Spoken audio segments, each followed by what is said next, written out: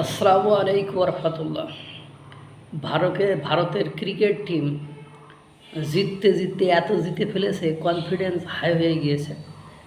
কথায় আছে, failure is the pillar of success. ব্যর্থতা সফলতার চাবিকাঠি।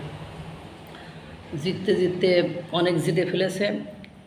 আর ভারতের ক্রিকেট টিম হয়তো বা মনে করেছে যে এত জিতি, সিরিজ সব জিতে নিচ্ছে, ভারত বিরোধী যেসব দর্শক রয়েছে তারা ভারত আর অন্য দেশের খেলা হলে আর দেখতে চাচ্ছে না। বুঝবো আর কি দেখব, ভারত তো জিতে নেবে না, আর দেখে কোনো লাভ নেই, কারণ কম্পিটিশন ছাড়া খেলায় মজা হয় না। এজন্য ভারত হয়তো বা আয়ারল্যান্ডের সাথে অত বেশি গুরুত্ব দেয় নাই। না দেওয়ার ফলে আয়ারল্যান্ডের সাথে ভারত ম্যাচ দুইটা হেরে গিয়েছে।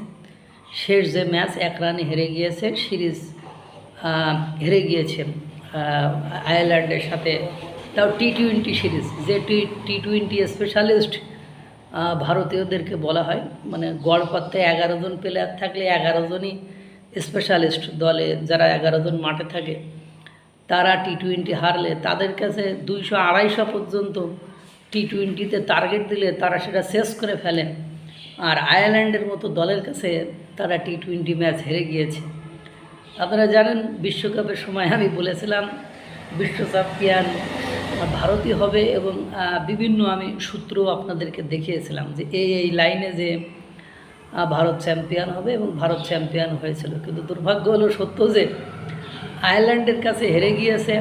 এটা নিয়ে ভারত, যারা ভারত বিরোধী দর্শক তাদেরকে বাঁচিয়ে রাখল।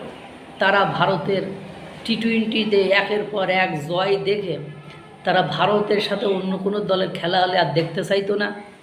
তো ভারত বিরোধী দর্শকদেরকে বাঁচিয়ে রাখতেই হয়তো আয়ারল্যান্ডের কাছে ভারত হেরে গেল।